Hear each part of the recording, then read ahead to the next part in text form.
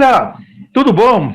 Hoje estamos com Priscila Siqueira, Head de Gympass Brasil. Tudo bom, Priscila?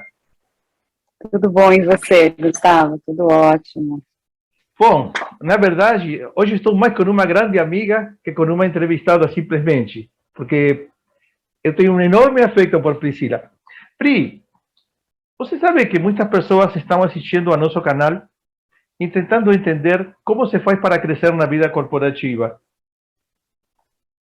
Normalmente sabemos que as pessoas estão lá, chegaram, são importantes, e não sabemos de onde elas Uhum. vieram e como fizeram.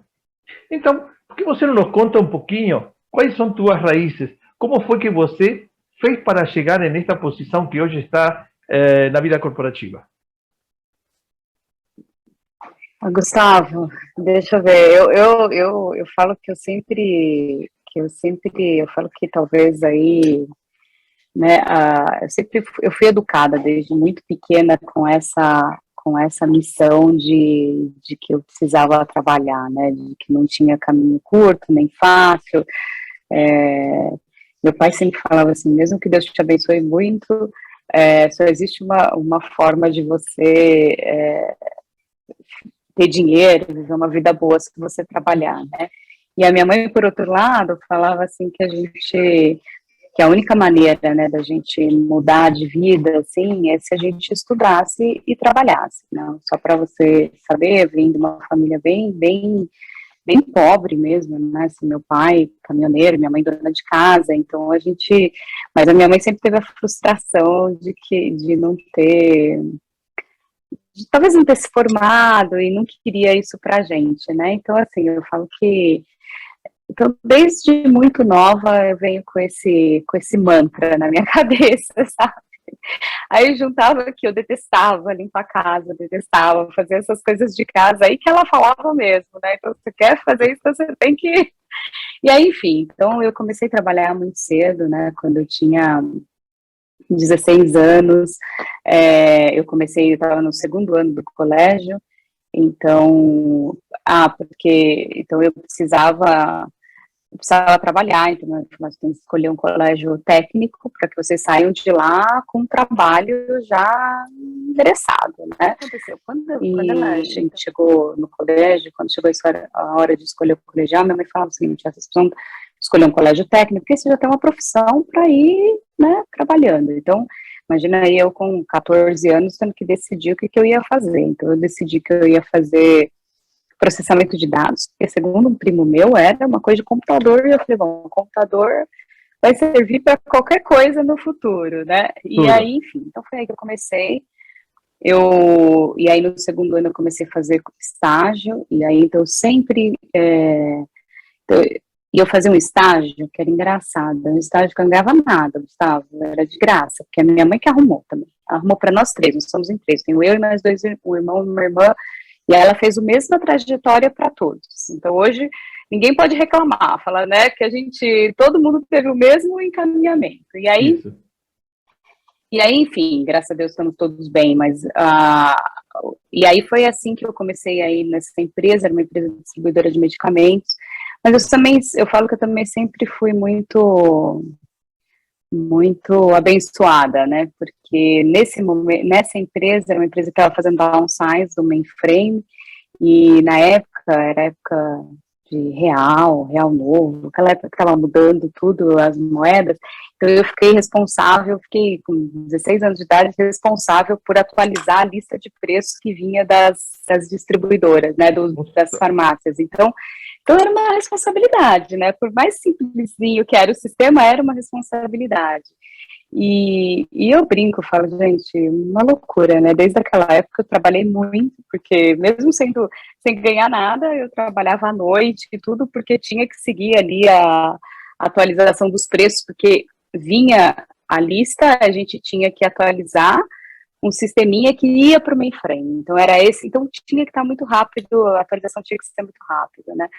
E aí depois de lá e aí foi muito legal, tive que aprender muito, aprendi Clipper na época, né, então sempre foi assim. Depois de lá eu mudei para uma empresa, essa empresa, ela implementava ERP, na época do boom, um pouco antes de 94, antes do bug do milênio, né? Então, vou revelando minha idade, né? Mas aí a gente... Muito jovem. E aí fui. É, e daí eu fui, nessa época também, assim, foi sempre...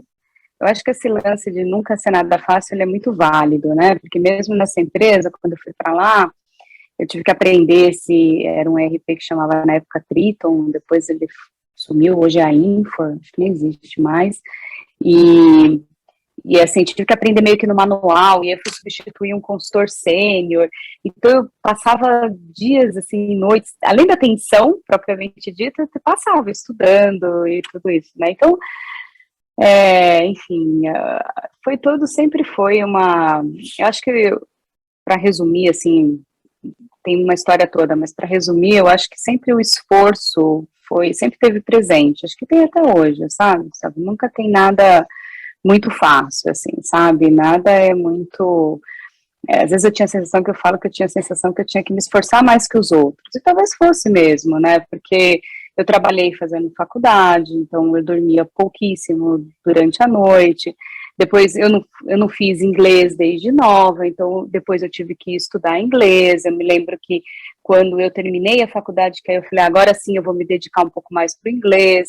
E então, assim, acho que espanhol, eu fui aprender um pouco de espanhol, assim, depois, quando eu já estava na Hyperion, que a Hyperion decidiu abrir uma subsidiária no México, então aí eu tive que aprender, e aí eu fui estudando, então assim, não que eu estudei sozinha não, tinha professor, tudo, mas eu digo assim, foi na vida, né, não foi aquela coisa de se prepara antes, agora sim vou para o mercado de trabalho, de jeito nenhum, então eu acho que é assim até hoje, sabe, eu acho que sempre tive que aprender muito na raça, aqui, enfim, Eu na lembro que vida, né? você me contou o tema do inglês, que você acordava muito cedo antes de ir a trabalhar, você ia estudar inglês para conseguir aprender. Putz, é verdade. Porque foi assim a história, né? Eu fiquei nessa empresa aí de RP durante 8 anos. Aí quando eu tinha uma época, eu falei, puxa, e é uma empresa brasileira, até hoje ela existe, tá? Uma empresa brasileira.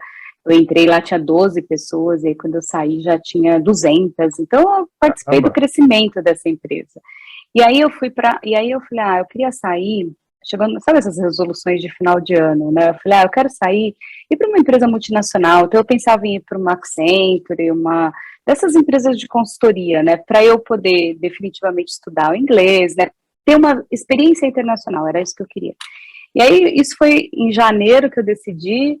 Acho que eu nem sei, acho que eu mandei 1 ou 2 currículos e uma amiga minha me convidou para ir para a Hyperion. A Hyperion era uma startup, na época ninguém falava de startup, era uma empresa pequena, mas no fundo era uma startup, e que eles, e aí obviamente, né, como todas as startups estrangeiras, ou seja, a gente eu ainda já peguei uma época melhor, mas, por exemplo, as meninas na época eram não tinha nem salário em reais, a empresa nem existia no Brasil, né? Então, assim, e aí eu tinha que aprender inglês, né? Porque eu falei, eu tô estudando. Aí eu me lembro que o country manager de lá falou, beleza, mas eu tô um pouco preocupada. Eu falei, mas pode deixar que eu vou estudar.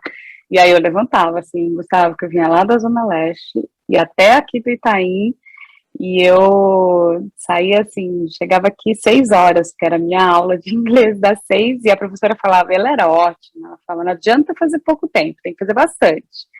E então eu fazia isso, e aí antes de começar o trabalho, antes das 8, eu estava lá, das 6h30, acho que era o horário que eu fazia, de 6h30 até as 8. E era isso, então assim, mas eu falo que as coisas são, Deus faz as coisas certas, né? Nessa época a gente tem energia, a gente pode fazer isso, né? Então eu sempre falo para todo mundo assim, não desperdice o tempo que você pode se esforçar, né? Que você tem boa. energia, que você tem tudo isso, né? Saúde, não que a gente não tenha hoje, mas eu digo que você tem energia mesmo, né? Para poder fazer Sim, isso. sim. Você sabe, Pri, que todo mundo tem algum tipo de medo, mas um medo em geral que todos compartilhamos é o medo à mudança. E eu te conheço já há uns quantos anos, eu tenho a honra de te conhecer e de poder me chamar de amigo teu há uns quantos anos, e eu já vi você fazer mudanças muito grandes.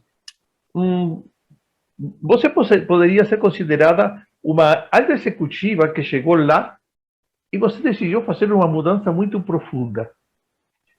Como se driva, como se chega a essa mudança? Quais são os pontos, os caminhos para pegar a tua carreira que está praticamente definida e mudar ela completamente para fazer uma coisa diametralmente oposta, diferente como a que está fazendo hoje você? Gustavo, eu acho que mudar não é confortável para ninguém, sendo bem franca com você, sabe? Eu acho que qualquer mudança ela é ruim, ela é chata, né? Qualquer coisa que você muda, ela não é confortável. Não é nem que ela é ruim, ela não é confortável. Acho que esse que é o bom. Pode ser até bom, mas não é confortável, né? Então, agora eu acho que o crucial aí é a forma como você encara essa mudança, né? Quando eu vim para o Gympass, há 3 anos atrás, né, faz 3 anos e pouquinho atrás, eu encarei todos os medos, as inseguranças que estavam inerentes a essa mudança, né, porque imagina que eu estava mudando de indústria, eu estava mudando de tudo, né, as pessoas que estavam ali comigo, né, porque quando você muda talvez de uma empresa de software para outra empresa de software, você vai encontrar ali pessoas que já estavam dentro daquele, né, daquele network, do círculo, etc. Eu fui Sim, tudo porque para diferente. aqueles que não te conhecem, que devem ser pouquíssimos, você já era vice-presidente e tinha passado por várias áreas em empresas de TI de primeira linha, como Oracle. E você fez Sim, uma mudança muito grande. não, eu saí de 12 anos de Oracle para vir para o Gympass, né? Mas também, eu acho que assim, eu acho que, só para concluir, eu acho que essas mudanças, ela requer muita evolução da gente, sabe? Eu, por exemplo, se eu olhar a minha mudança da Oracle para o Gympass, eu evolui muito, né? E como ter um aprendizado, humildade de entender que você não conhece daquilo que eles estão falando, deixa eu aprender, né? A cultura, eu brinco e falo que no Gympass tudo era tão diferente que até a forma de me vestir era diferente, né? Imagina, as pessoas todo mundo vão até hoje, né? Agora eu também vou de tênis, agora já tá normal, né? Mas antes, assim, de tênis, camiseta, bermuda, nada demais, é só que era diferente, né? Então eu acho que eu tive muita paciência e humildade aí para aprender, sabe? É, agora, também tem um outro lado que tem que saber o que você quer, né? Então, eu tinha claro para mim o que eu queria, né? Então, você estava comentando, eu vim aí de muitos anos de Oracle, nos meus 3 últimos anos eu estava trabalhando e tive mais contato com startups, então essa era uma opção para mim, né? Eu falei, poxa, essa é uma opção que está dentro da minha, aqui guardadinho. O dia que ela apareceu, eu falei, vou aproveitar. Então, foi um pouco isso que aconteceu. Então, mas eu acho que é importante em toda mudança é essa, assim, sabe? Hoje, para mim, é a humildade de olhar, de aprender, de entender rápido, né, também, né, Gustavo? Acho que eu entendi rapidamente a cultura, porque eu cheguei talvez querendo fazer uma coisa que eu olhei e falei, não vai dar muito certo por esse lado, vamos tentar. Aí eu entendi, falei, não é por aqui, temos que ir para um outro lado. Então, eu acho que a adaptação para o que você precisa, acho que é a chave do negócio, né? Você poder ler, entender e se adaptar, e não querer que os outros se adaptem a você, né? Então, acho que isso foi, eu acho que esse que é o tema da mudança. Ela é desconfortável, acho que em qualquer situação, sabe? E como você controlou o medo que a mudança gira? Ah, como é que eu controlei o medo? Eu acho que foi isso, sabe, Gustavo? Eu falei, bom, eu preciso entender melhor disso daqui que eu tô trabalhando agora, né? Então, acho que eu fui ouvir muito as pessoas, eu acho que eu desenvolvi muito o lado de ouvir um pouco mais, de colocar pontos que também eles esperavam alguma coisa de mim, não estavam lá eu não cheguei aqui para só aprender, eu cheguei aqui para também ajudar, ensinar, né? Essa foi parte do que eu vim fazer. Mas eu acho que o medo a gente vai criando conforme você vai controlando, conforme você vai. Eu, pelo menos, talvez pela minha questão técnica, tudo isso, eu sou uma pessoa técnica, eu sempre fui, né? Técnica, eu digo, em todo, não significa só programar, assim, mas técnica na forma de pensar. Então, acho que toda vez que eu não sabia alguma coisa, eu precisava entender com mais detalhes. Isso também requer mais esforço, né, Gustavo? Porque tem gente que não precisa ir no detalhe para entender, e aí às vezes eu precisava. Então, então eu fui controlando isso um pouco. Obviamente também a gente chega uma época que a gente tem um pouco mais de autoconhecimento, né? Então o autoconhecimento também é muito importante. Sempre buscar aí mentoria, ajuda, conversar. Eu acho que sempre conversar com as pessoas também é um tema importante, né? Ou seja, para você não deixar o medo dominar, porque eu acho que às vezes o medo, ele te dá, eu falo que ele vem com uma nuvem em cima que você não enxerga o caminho, né? E às vezes o caminho está ali do lado, mas você está se achando o pior de todos, e não é assim, né? Então eu acho que é isso, assim, sabe? Para mim, foi muita questão de autoconhecimento, já uma pessoa que já sei os meus limites, eu sei como eu funciono, como eu não funciono, eu já não tenho mais 15 anos de idade, então eu sei bem como é que eu funciono. Então eu procurei, e muita ajuda, né? Tem que conversar bastante com as pessoas, amigos, enfim, tudo isso. E isso me leva a outra pergunta, ou na próxima pergunta.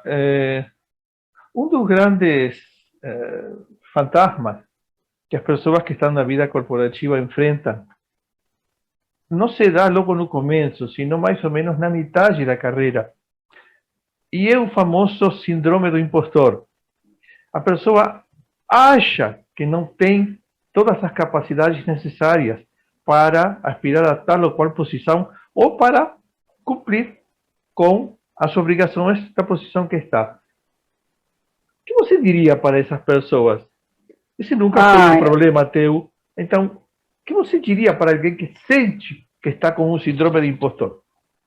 Eu acho que a síndrome do impostor, ela existe, em especial em nós, mulheres, eu acho que ela existe sim, ela só fica adormecida, ela fica ali, eu falo que ela vai sempre acompanhar a gente, né, e vai sempre nos acompanhar, fica ali esperando o momento, eu falo que fica ali só esperando o momento para se manifestar, né, para mostrar o ar da graça, né. E aí ela, obviamente, quais são esses momentos? São os momentos de mudança, são os momentos, né, de acontecimentos na vida da gente, né? E aí, e aí que eu falo que entra o tema do autoconhecimento, porque uma vez que você sabe identificar que você está realmente, né, sendo dominado por essa síndrome do impostor, aí que você entra nessa questão de buscar ajuda, de conversar com os amigos, de conversar comigo mesmo, de reconhecer que, poxa, espera um pouquinho, você está exagerando um pouco esse lado aqui, que tal, né? Tipo, às vezes ela vem mesmo, eu falo, né, eu tava te contando que a gente teve uma mudança organizacional, poxa, no primeiro momento você fala, e agora, né, o que a gente vai fazer? Mas, sei lá, também acho que talvez a minha própria história me ajudou sempre a ser meio que ter um pouco de coragem de ir adiante, né? Eu confio muito em Deus também. Eu acho assim, cada dia mais que a gente lê, né, sobre os momentos, as incertezas, o dia a dia que a gente vive, a gente não tem como não viver não tem como não ter um otimismo diferente, uma forma diferente de ver o mundo positivo, porque senão, né, a gente enlouquece, né? Então, eu acho que, às vezes eu tenho, sim, às vezes se a síndrome aparece, eu falo, bom, tudo bem, dessa vez você ganhou, mas da próxima não. E aí a gente vai indo, sabe? Vai indo. Mas eu acho que eu sempre falo, assim, eu tinha um professor que, quando eu fiz lá o GMP em Harvard, que falava que o segredo da liderança no futuro é o autoconhecimento, e eu cada dia estou mais convencida disso, sabe? Principalmente nos dias atuais, né, Gustavo? Na forma como a gente vive hoje, né, assim, porque você não tem certeza de nada, a gente achou que 2022 seria um ano, puxa, acabou a pandemia, acabou tudo, vem uma guerra, aí você começa, sabe, então assim, você não tem certeza mais de nada, né, então o mundo é muito instável. Então, eu acho que a gente precisa manter o centro no máximo possível, todo mundo vai sair uma hora ou outra, ali um pouquinho mais para cá, um pouquinho mais para lá, mas aí por isso que eu acho que aí entra o tema do autoconhecimento, sabe? A gente precisa se conhecer. E por isso que a saúde mental está hoje em alta, né? Quando a gente fala hoje de saúde mental, é por isso, e é por todas essas razões que a gente está falando. Eu ia te perguntar se ser mulher deixa as coisas mais difíceis. Mas eu queria complementar um pouquinho mais, porque isso é uma pergunta muito retórica. Você falou de Harvard agora, você fez um curso que nem todo mundo faz. Você é alumni. Ele era General Manager Project, não? Estou errado? General Manager Program. Program, isso. Como você se sentiu em Harvard, rodeada de tantos estudantes entre as pinhas, porque todo mundo era já formado, ilustres? Puxa, bom, olha só que engraçado, né? Eu me senti super, obviamente, super privilegiada, né? Primeiro que a gente tinha pouquíssimas mulheres nesse curso, então, ou seja, já era uma forma da gente ali se juntar, de fazer parte depois de um grupo de mulheres, tal. Então, assim, foi um privilégio gigantesco de fazer parte. Eu era uma das mais novas, né, do grupo, que era um grupo. Porque lá esses programas de liderança tem um que é uma liderança para pessoas mais até acho que 40, alguma coisa assim, depois tem uns que é para general manager mesmo, para assumir uma posição maior, e eu acabei indo para essa posição. Então eu era uma das mais novas, as pessoas ali já eram mais velhas, né? Então tinha CEO da Tiffany, tinha o cara da Aldo Calçados, então assim, foi uma aula, né, uma aula de tudo, né, Gustavo, de novo, de tudo, de aprendizado, de entender culturas completamente diferentes, né, porque a gente ficava num quarto, lá num grupo, e que ficava pessoas de culturas diferentes, né, então eu acho que por isso que esse que era o muito legal, né? Porque não era só aprender de negócio, só ter aulas com pessoas, né, maravilhosas, né? Mas era a gente conviver com outras culturas, entender o mundo global. Eu entendi, para mim, o que foi mais interessante ali naquele treinamento foi entender de onde saem as pessoas, né? De onde saem as ideias. Então, você começa a perceber que o mundo é muito controlado por pouquíssimas pessoas, né? Porque você olha ali, dali saem as mentes, então do que eles falavam naquela época, eu lembro que estava começando mindfulness, porque foi um professor de Harvard, então ele deu uma sessão, então assim, você começa a ver que assim, é ali que eles colocam, não Harvard só, mas todas essas grandes, porque eles vão lá, coloca, ensina a tese deles de professores. Essa é a verdade, eles passam meia parte do tempo fazendo teses e a outra metade dando aula. Ele coloca a tese dele, você como aluno vai testar a tese. E aí, no fundo, o que a gente está fazendo é testando teses, e no final, isso é o que as empresas estão vivendo, né? Porque você sai de lá e vai implementar em algum lugar, Certo. né?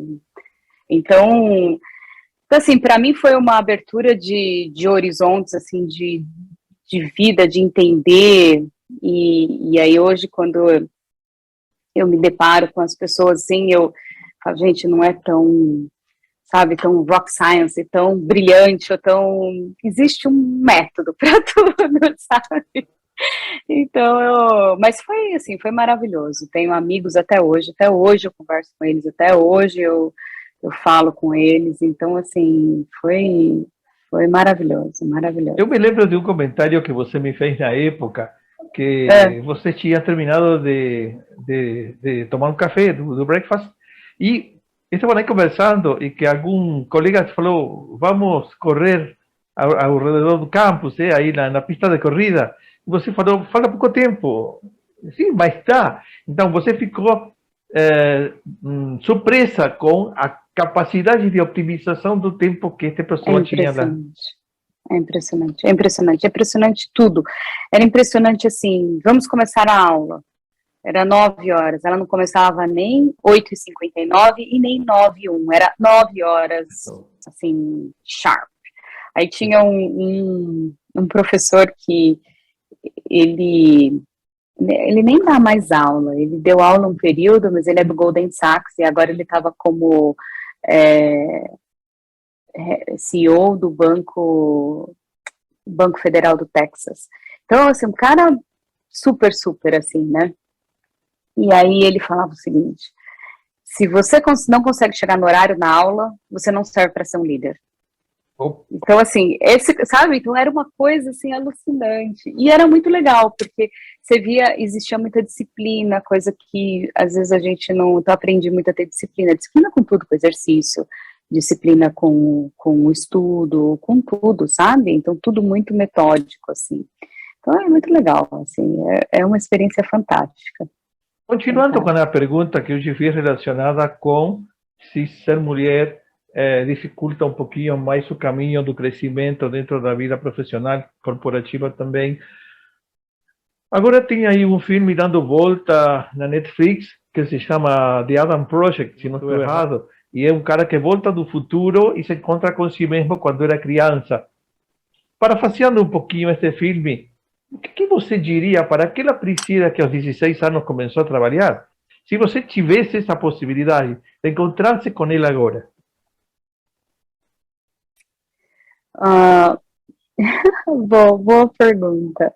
Bom, eu acho que assim, vamos olhar as coisas boas, né, que funcionaram. Então, assim, se esforçar sempre, né, tá sempre ali atento às oportunidades esses dias. Eu acho que isso é uma coisa que, graças a Deus, assim, eu sempre consegui ter um pouco de luz aqui, aproveitar todas as oportunidades, sabe? É meio que tá na hora certa, no lugar certo, então, e não desperdiçar nenhuma oportunidade, né? Então, acho que então, acho que essa é uma das coisas que boas, né?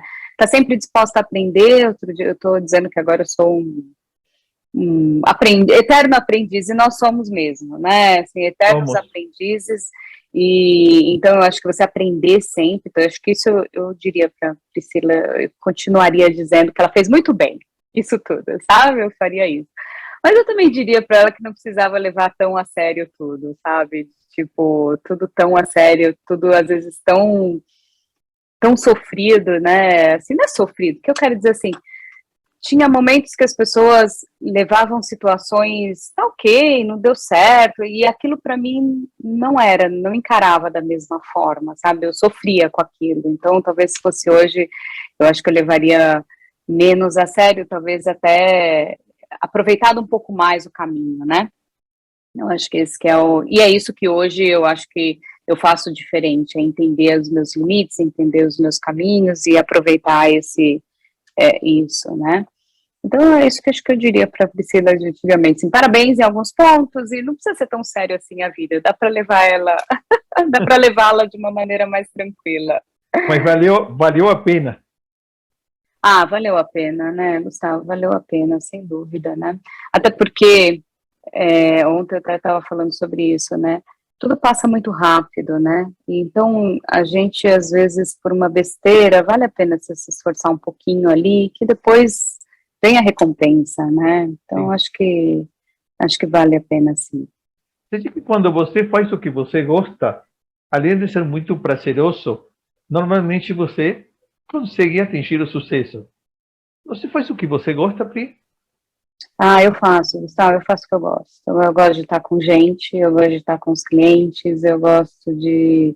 Ainda mais agora, eu gosto cada vez... Eu sempre fui muito entusiasmada em tudo que eu faço, né? Assim, sempre... Acho que talvez por isso que eu era...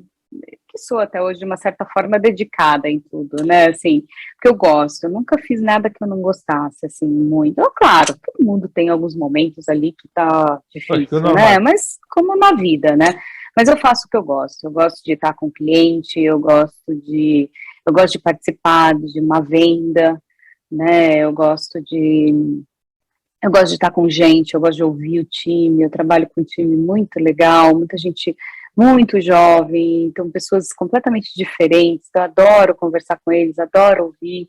Então, assim, eu me considero super feliz, assim, sabe, de fazer o que você gosta, né? Então, eu faço o que eu gosto. São os skills que hoje se precisa para chegar a estar em uma posição como a tua?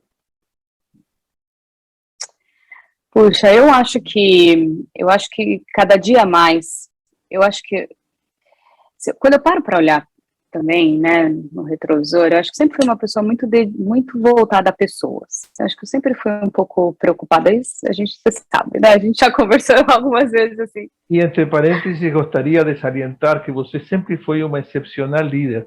Todos os teus colaboradores te adoravam. Eu acho que eu sempre tive esse olhar, e assim, eu acho, e o mundo está cada vez mais orientado a pessoas, né? Mesmo há tempos atrás, quando a gente começou a discutir isso, lá na Oracle, aí, alguns 5 anos atrás ou mais, eu falava o seguinte: as profissões do futuro são, ou você vai cuidar de máquina, então pessoas que vão lá, ou você vai cuidar de gente na essência, né, não só, e aí, e hoje eu acho que isso se confirma, sabe, Gustavo? Hoje se confirma. Qualquer coisa que você lê, esses dias eu assisti uma palestra do ex-CEO da Best Buy, ele fez para um grupo de brasileiros, assim, ele fez uma palestra, foi muito legal, e aí o resumo é esse: no fundo, a gente tem que ser people-oriented. Se você olhar, até fiz um post no LinkedIn esses dias, assim, todas as previsões e tudo isso está muito voltado a pessoas, né?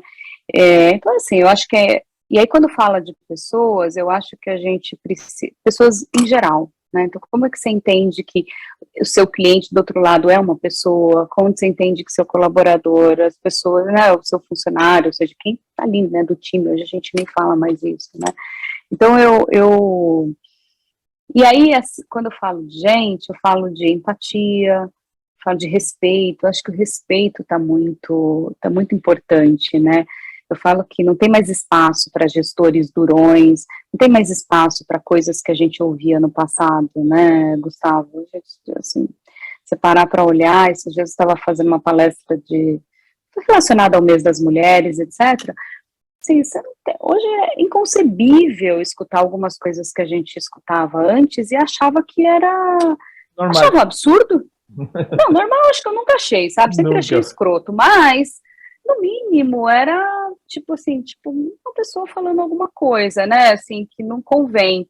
Mas hoje é absurdo, né? Então eu não vejo mais espaço para isso. Então acho que, assim, eu acho que, e um outro skill que eu acho muito importante é a gente ser humilde, né? Eu acho que, assim, a humildade tá... Eu não sei se esse é realmente um skill, não sei se a gente pode dizer que isso é um skill, mas... Eu te diria que mas eu acho que a gente ser o mais transparente possível, de tudo que a gente, dentro do possível, né, ali, óbvio, né, transparente com todo mundo, acho que o mundo está muito vulnerável, né, como eu estava comentando ontem. Então, assim, é importante que a gente entenda que hoje é uma coisa, amanhã não é mais. Então, para mim, hoje, os skills importantes, além desses que eu comentei, é entender que você não está sempre certo, entender que você não sabe tudo, então, entender que você tem que ser o mais transparente possível com todo mundo e respeitar todos e as diferenças, em específico, porque hoje em dia, esse mundo mais polarizado, mais, né, que a gente está vivendo, respeito e entender todos é importante, sabe? Então, se você pensasse em 20, 25 anos atrás, e como você se relaciona com a geração que entrou agora, os millennials, e enfim, quais seriam as principais diferenças?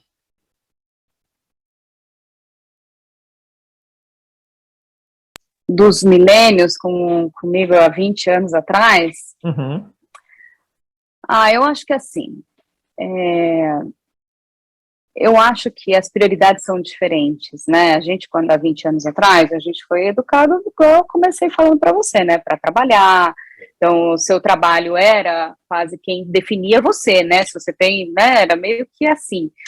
Hoje não, hoje eu acho que eles estão menos preocupados. Eu não gosto quando a gente fala que eles não querem trabalhar. Eles querem sim.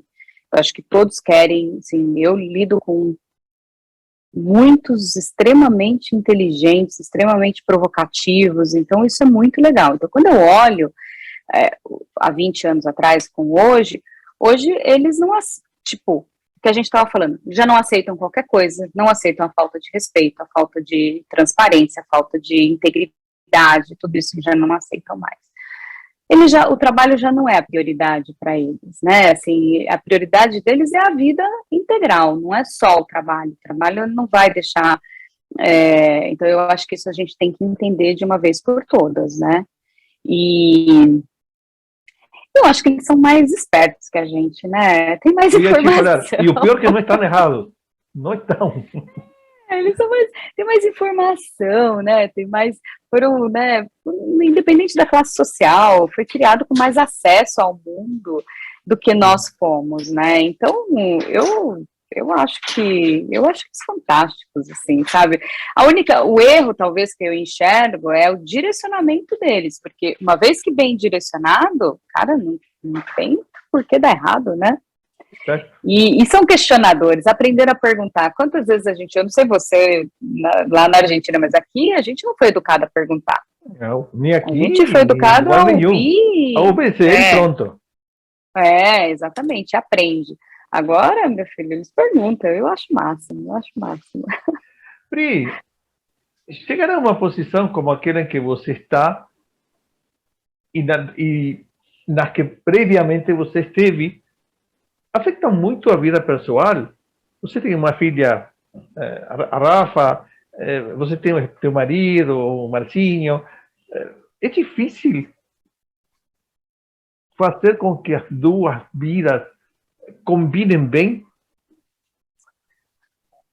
Gustavo, eu acho que depende do que você, depende do que você chama de combinar bem, né? Assim, por exemplo, acho que tem que ter claríssimo o que você quer, o que você vai fazer. Então, por exemplo, te dar um exemplo, né? Eu acho que se eu fosse mãe 100%, eu não seria uma boa mãe, então eu não seria uma boa mãe, eu acho, tá? Minha sensação, não seria. Então, eu acho que assim, então, em casa, pelo menos no meu caso, né, a gente tem uma combinação ali, que, tipo, eu sempre trabalhei assim, ele sempre trabalhou, a gente combina as coisas e a gente divide tudo, né, a gente divide as tarefas, divide absolutamente tudo, tem um suporte bom também, então eu acho que, e aí, por exemplo, aí você tem que setar, é o que eu chamo de setar os limites e as barreiras, né, então, por exemplo, eu gosto de levar a Rafa na escola, uma coisa que desde sempre eu gostava de fazer, então, são coisas que eu priorizo, então, se eu tiver, em geral, eu não gosto de ir em um horário que começar meu dia, todos os dias, de maneira que eu não possa levá-la na escola.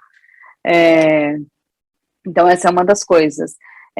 Atividades na escola, por exemplo, são coisas que eu priorizo. Agora, teve dias que eu sempre conto essa história, que toda vez que ela tinha a tal da feira cultural, que agora não tem mais, era a época do Open World, e era impressionante, porque caía sempre na mesma semana. Então, teve durante 4 anos da vida dela que eu não fui, nenhuma, entendeu? Mas, todas as outras, se eu tivesse aqui, era prioridade. Então, eu acho assim, tudo depende, se você quiser se comparar, tudo depende do seu ponto de referência, se quiser se comparar com uma mãe que leva para a escola, leva para balé, blá, blá, blá, blá, eu não sou uma boa mãe, e aí se você tiver tudo bem com isso, tá tudo bem, entendeu? Então, assim, depende de como você lida, e nunca isso foi um problema para mim, nunca foi um problema, tá? Nunca foi um problema. Também é outra época, né? Eu lembro que alguma vez você me comentava que você via a tua filhinha jogando e brincando, que dirigia e falava ao telefone, ou que escrevia no computador. E a gente não viu isso quando era criança, víamos as nossas mães fazendo outro tipo de coisa. Elas brincavam disso, né? Brincava, falava que a Rafa podia fazer pré-vendas, né? Porque ela pegava um vidro de shampoo e ficava descrevendo e contando e darará. Então, tipo assim, era o que ela talvez via a gente fazer. Um dia ela falou que ia brincar de trabalhar, era isso que você falou, né? Um computador, pôs um computador lá velho que a gente tinha e ficou aqui trabalhando, e atendia telefone, sabe? Então, assim, é o que ela viu. Então, assim, acho que nunca foi um problema.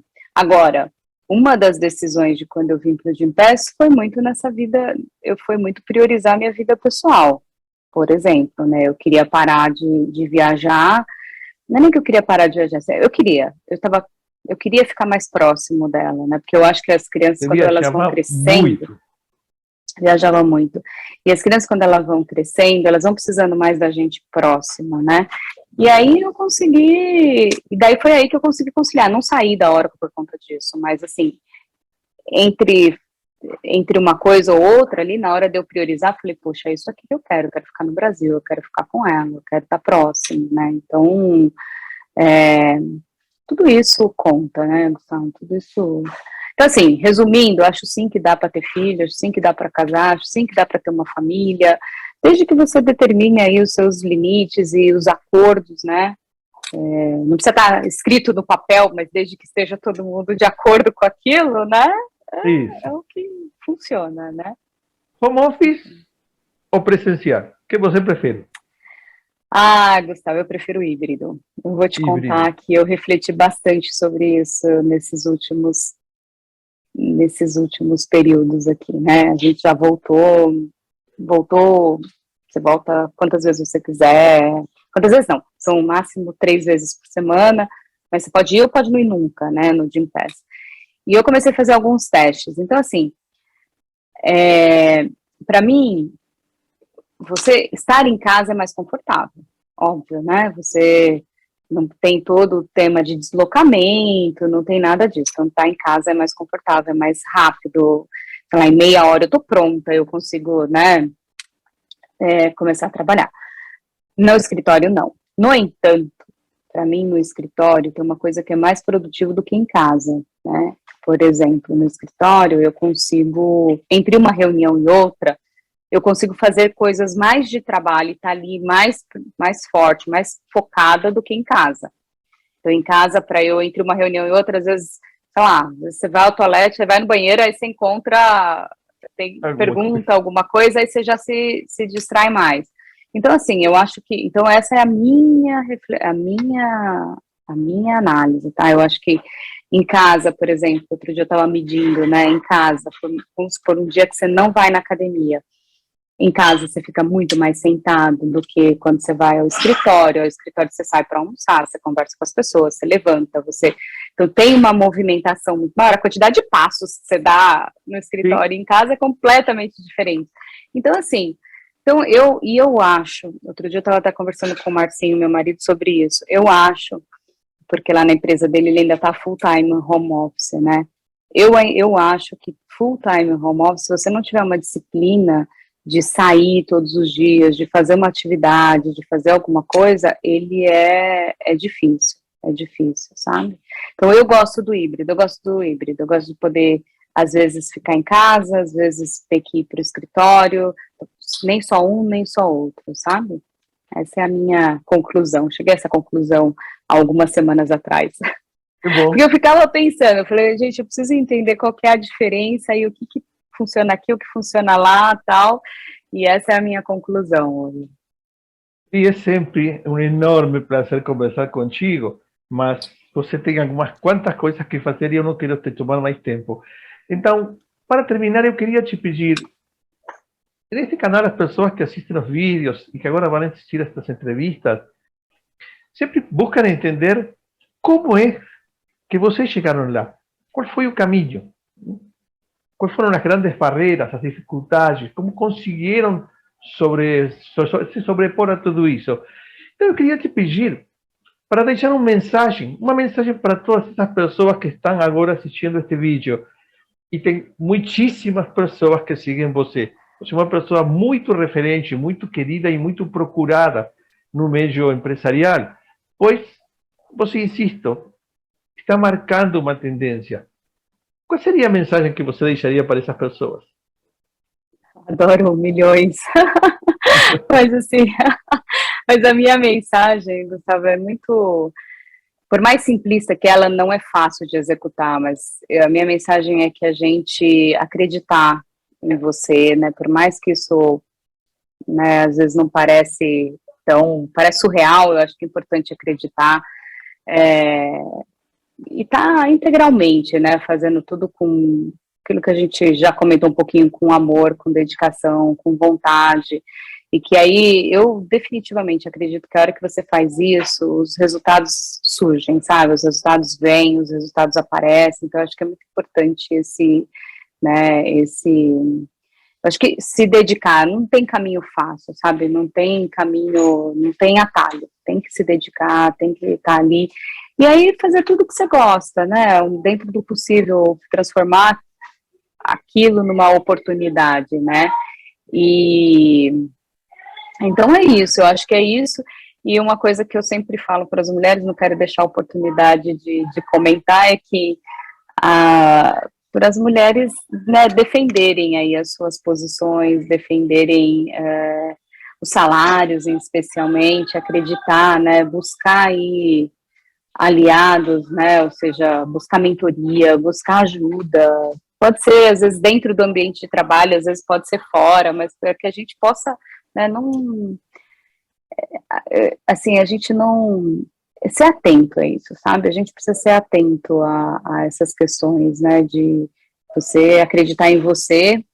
Eu falo isso muito, principalmente a gente, né, às vezes as mulheres querem estar 100% para poder atender uma posição que às vezes os homens, tá, tudo bem, ele vai, e vai mais feliz, mais tranquilo. Então, eu acho que a gente tem que acreditar, a gente tem que acreditar na gente, homem ou mulher, qualquer né, um de nós tem que acreditar no que a gente busca. Só para fechar, eu acho que uma vez você acredita naquilo que você está colocando, que você está colocando de coração, e ao mesmo tempo você está aberto a ouvir opiniões, e que às vezes não, que às vezes o que você está vendo não é necessariamente aquilo, e você está disposto a se ajustar, a entender, não tem por que dar errado, né? Eu vou te dizer, todas as vezes que eu não acreditei no que eu não confiei em mim, eu não me dei bem. Então, eu vou te confessar isso, assim, sabe? E, obviamente, que Outra isso vem com a história. maturidade, que você começa a falar, puxa, agora eu já consigo ouvir a mim mesmo, sabe? Eu acredito que não vai dar certo, não dá, né? Exato. Ou o inverso, você acredita tanto naquilo, você fala assim, cara, é por aqui o caminho. Aí todo mundo te convence que não é por aqui, é por ali, e era lá o caminho, sabe? Tipo, acho que eu já errei mais assim do que o contrário. Mas, assim, é isso. Acho que a gente tem que, ainda mais, assim, puxa, ainda mais nos dias de hoje, sabe? A gente tem que ser consciente e buscar aquilo que a gente acredita, né? E eu te agradeço enormissimamente por esta entrevista. Imagina. Você vai ajudar muitas, mas muitas pessoas que estão precisando de uma luz, de um norte, de uma ideia, seguindo o que você contou hoje. Muito, muito obrigado mesmo e até breve, breve.